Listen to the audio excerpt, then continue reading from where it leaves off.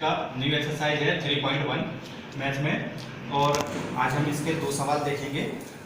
Simple साधारण सवाल हैं। जो पहले सवाल है उस पहले सवाल में आपके 10 सवाल हैं। उन 10 सवालों में 2 सवाल आपको बताता हूँ कैसे करना है और एक सवाल दूसरा बताता हूँ। तो देखिए, पहला सवाल है निम्नलिखित संख्याओं का योगफल ज्ञात कीजिए। योगफल मतलब जोड़ना है। तो योगफल तो आपको आते होंगे नॉर्मली जोड़ना। अब लेकिन यहाँ पर जो रखने का तरीका है वो सबसे पहले रखेंगे। अगर वो रखने का तरीका आपने सीख लिया तो कभी भी आपके योगफल गलत नहीं होंगे। तो देखिए, पहला सवाल आपका सिंपल है। पहले 2 संख्या दे रखी है आपका 3,25,475 तथा 2,65,830। तो इनको सीधा सीधा आपको लिख लेना है 3,25,475।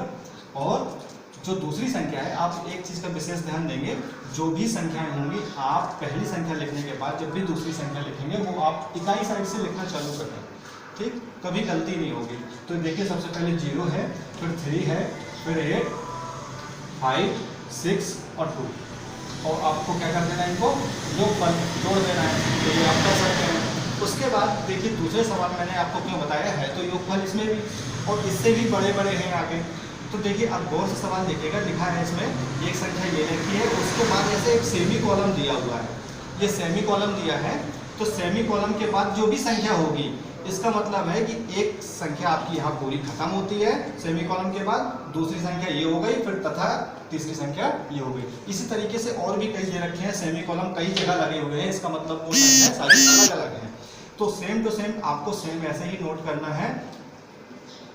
ये लिख लिया, फिर इसकी संख्या लिखना है। तो यहाँ पे कहाँ से मैंने बताया, इकाई साइड से लिखना। तो देखिए 0, 7, 6, 5, 8, 5 और जो 5 है वो कहाँ आ गया, आगे, है ना। फिर इसी को भी इकाई साइड से लिखेंगे 0, 7, 9, 5, 3, 8, 8। अब यहाँ कुछ नहीं है, 0 रख दो और इसको क्या कर लेना है, आपको टोटल कर लेना है, योग कर लेना है। तो ये मेरे कुल मिला के योग करना मैंने सिखा रहा था आपको, रखने का तरीका बता रहा था। यहाँ रखेंगे, जोड़ आप लेते हैं। नेक्स्ट दूसरा सवाल है, 3 क्रमागत वर्षों तक गरीबी के उत्थान के लिए निम्नलिखित धन खर्च किया गया। तो देखिए 3 वर्ष धन खर्च किया गया। प्रथम वर्ष में इतना खर्च किया गया, द्वितीय वर्ष में ये, तृतीय वर्ष में ये। तो बोल रहा है कि कुल कितना धन खर्च किया गया। तो आपको इसको भी क्या कर देना है, सीधा सीधा जोड़ देना है। बाकी के सवाल हम कल सीखेंगे और बाकी सवाल आपको लगाना है।